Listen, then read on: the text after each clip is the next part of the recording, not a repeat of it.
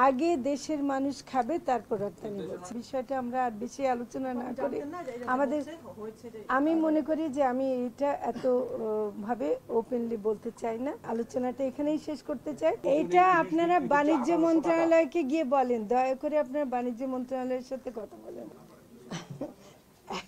এখন আচ্ছা, যে গতকাল যেটা করেছে সেটা বাণিজ্য মন্ত্রণালয় দিয়েছে, অনুমোদনটা দিয়েছে, যেটা ভারতের যারা মৎস্য ব্যবসায়ী এবং বাংলাদেশের মৎস্য ব্যবসায়ী তারা একটা অনুরোধের প্রেক্ষিতে এটা বাণিজ্য মন্ত্রণালয় দিয়েছে। এর সাথে মৎস্য ও প্রাণী সম্পদ মন্ত্রণালয়ের কোনো সম্পর্ক নেই। আমাদের এখনো সেই কমিটমেন্টটা আগের মতোই আছে যে আমরা বাংলাদেশের মানুষের জন্য ইলিশ যেন প্রাপ্যতা নিশ্চিত করতে পারি এবং একটা দাম, যেটা আপনারা বলছেন যে দাম বেড়ে গেছে ইমিডিয়েটলি, আমার মনে হয় যে এটা মিডিয়ার একটা বলার কারণে আরো বেড়ে যাচ্ছে। আপনারা সবাই এখনো মাছটা যায়নি, এখন মাত্র অনুমোদন হয়েছে, এটা এখনো কাগজে আছে, এটা এখনো যায়নি। যদি এর প্রভাবে দাম বাড়ে সেটা আমরা মনে করি যে এটা বাড়া উচিত হবে না। এই জন্যই যে আমাদের যে মূল প্রাপ্যতা এবার বোধহয় 5 লাখ টন, 5,30,000 টন হয়েছে, এর মধ্যে 3,000 টন অনুমতি দেওয়া হয়েছে, কিন্তু গত বছরও এই 3,000 টনের বেশি অনুমতি দেওয়ার পরও কিন্তু তারা ততগুলো নিতে পারেনি। তো ফলে আসলে কত যাবে সেটা আমরা এখনো জানি। আমি প্রথম বলেছি, আপনারা যদি মনে করতে পারেন আগে দেশের মানুষ খাবে তারপর রপ্তানি হচ্ছে, তো কাজে খেতে এখন বাণিজ্য মন্ত্রণালয়ের কাজ হলো বাণিজ্য মন্ত্রণালয় থেকে বলা হচ্ছে যে আপনাদের মন্ত্রণালয়ের সম্মতি নিয়ে না, এটা এরকম কোনো ব্যাপার না। আপনার আমার মনে হয় যে বিষয়টা আমরা আর বেশি আলোচনা না করে আমাদের, আমি মনে করি যে আমি এটা এত ভাবে ওপেনলি বলতে চাই না এবং এটা আমি আলোচনাটা এখানেই শেষ করতে চাই। এটা বলেই শেষ করব, বাণিজ্য মন্ত্রণালয় স্বাধীনভাবে এটা তারা দিয়েছেন এবং তারা একটা অনুরোধের প্রেক্ষিতে দিয়েছেন।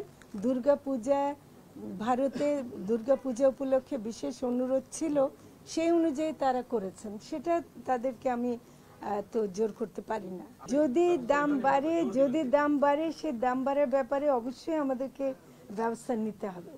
বাংলাদেশের বাজারে 350 গ্রাম ওজনের ইলিশ 700 টাকা কেজি, আর গতকালকে আমি কলকাতায় খবর দিয়েছি সেইখানে 2800 টাকা রুপিতে, 2860 টাকা রুপিতে কেজি বিক্রি হচ্ছে ইলিশ।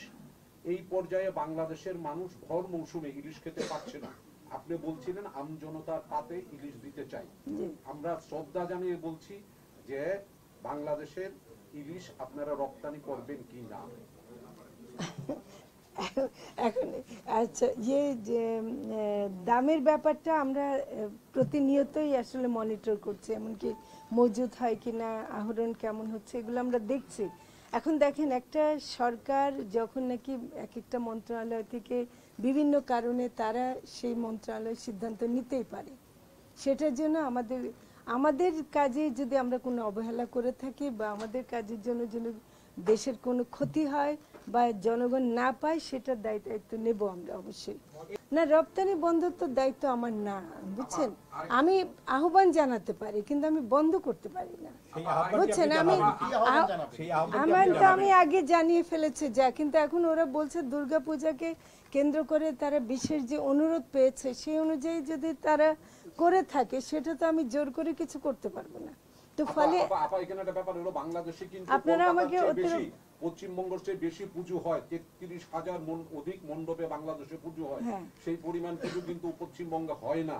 অথচ বাংলাদেশে কেজি এটা আপনারা বাণিজ্য মন্ত্রণালয়কে গিয়ে বলেন, দয়া করে আপনারা বাণিজ্য মন্ত্রণালয়ের সাথে কথা বলেন। এটা মৎস্য তো কিন্তু শোনেন, মাছ আমার, কিন্তু মাছ আমাদের অন্যান্য পণ্য যেগুলি রপ্তানি হয় সেগুলো কি সব বাণিজ্য মন্ত্রণালয় উৎপাদন করে? ওগুলো তো বিভিন্ন মন্ত্রণালয়ের অধীনে থাকে, কিন্তু রপ্তানি আমদানির সিদ্ধান্ত বাণিজ্য মন্ত্রণালয় নেয়ার অধিকার তো তাদের আছে এবং তারা সেই সেই সেই বিশেষ প্রেক্ষিতেও আর একটা কথা পরিষ্কার করি, পূজার সাথে আমাদের যারা হিন্দু ভাই বোনরা আছেন তাদের সাথেও কথা বলছে, দেখেছি ধর্মীয়ভাবে ইলিশের সাথে পূজার কোনো সম্পর্ক আছে কিনা সেটা আমি শুনেছি নাই। কাজে এটা আমরা যেমন ভালো খাবার খাই, সে ভালো খাবার খাওয়ার একটা অংশ হিসেবে তারা নিতে চাচ্ছে, কিন্তু মানে পূজার সাথে এটার কোনো সম্পর্ক নাই। তো এটা পরিষ্কার করা দরকার। অনেক সময় মনে হবে যে আমরা খুব নিষ্ঠুরভাবে একটা ধর্মীয় অনুষ্ঠানকে ক্ষতিগ্রস্ত করছে, তা কিন্তু না। আপনারা দয়া করে বাণিজ্য মন্ত্রণালয়ের সাথে কথা বলেন, তারা নিশ্চয়ই বিশেষ একটি মানে অনুরোধের প্রেক্ষিতে করেছেন, সেই অনুরোধটাকে আমরা মানে খণ্ডন করব, সেটা আমরা করতে চাই।